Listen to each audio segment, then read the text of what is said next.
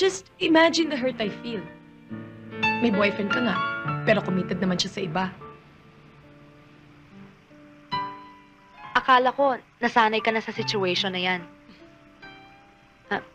Sabi sa akin ni Jake... Isip-isipin mo na lang, ha?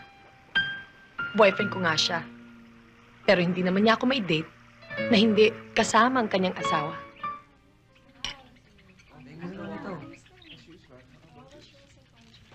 Umubusin yan.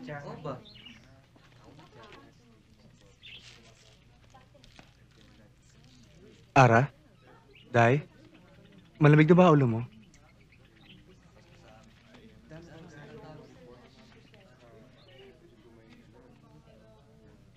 Napatawad mo na ba ako? Ara, nangyari na ang lahat. Napagsisihan ko na ang mga kasalanan ko. Tinanggap ko na ang mga pagkakamali ko.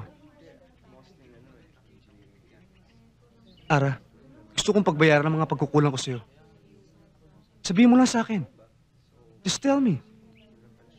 Kung gusto mo, lulod pa ako sa harap mo. It's useless. Bakit pa? Ara, may right pa ako sa'yo. Ano? Hindi pa naman tayo nagbe-break, di ba? Mag-shota pa rin tayo. Nagkahiwalay lang tayo. Pero ngayon ay paliwanag ko na sa'yo lahat. At alam mo mahal pa kita. At alam ko mahal mo pa rin ako. E di, mag-shota ulit tayo. Henry, may asawa na ako ngayon. Oh. Hindi ako nagbibiro. Ako na ngayon si Mrs. Checa Belardo. Ha? Kaya mula ngayon, huwag mo na akong gagambalain. Nakikiusap ako, Henry. Please.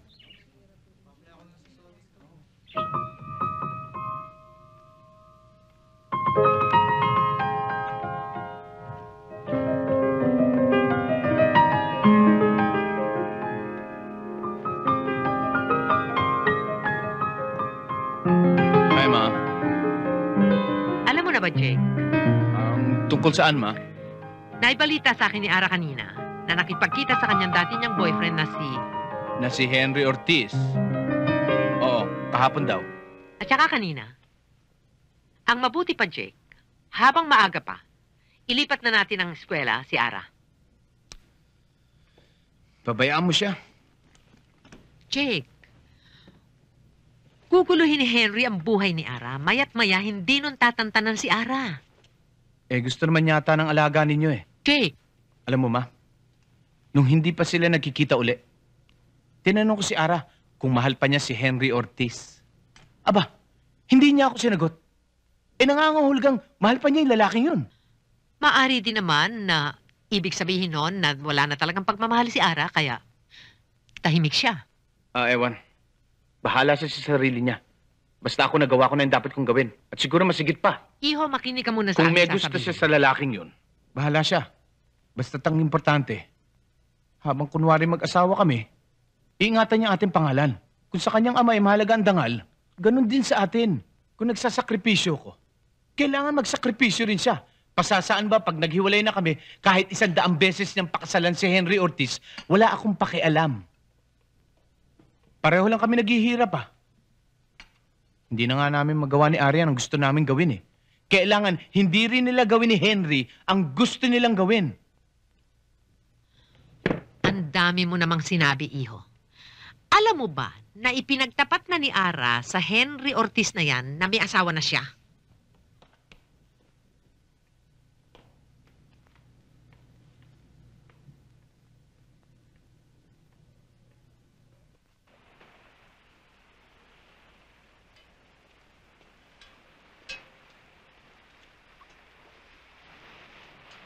After you?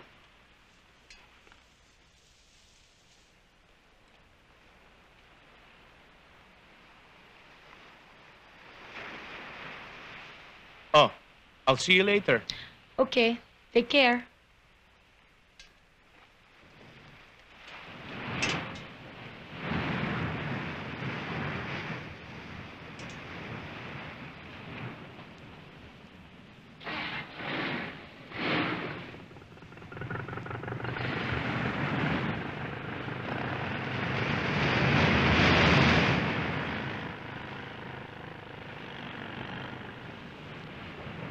Enjoy ka ba?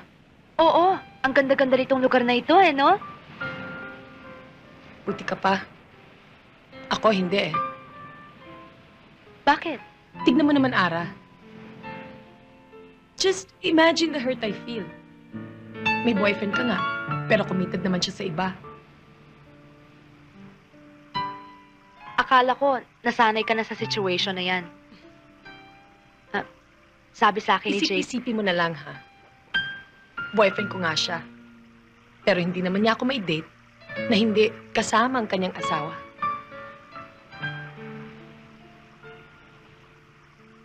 Mahal na mahal kong lalaking yan. Pero kailangan maghintay pa ako na matagal bago niya ako pwedeng pakasalan. At sa mata ng mga tao, kirida lang ako. At kung sakasakali naman magkaanak kami, illegitimate ang bata, bastardo. anong gusto mong gawin ko? Ewan ko sa'yo. Ba't hindi mo nalang tanungin ang sarili mo? Hindi kita inaaway, Ara, ha? Hindi kita aawayin. Pinipilit kong intindihin ang kalagayan mo. Gaya ng ginagawa kong pag-iintindi kay Jake.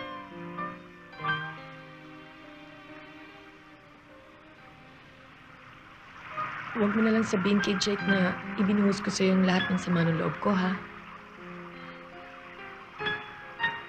Ipangako mo lang sa akin na kailanman ay hindi dapat malapit ang kalooban ni Jake sa'yo.